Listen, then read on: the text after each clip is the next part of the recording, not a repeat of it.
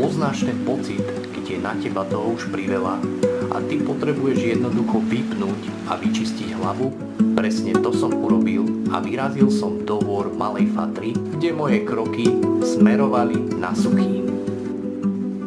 Ešte predtým som sa zapojil do malej výzvy a vyniesol som kameň na Starhrad, aby som tak podporil rekonštrukciu hradu.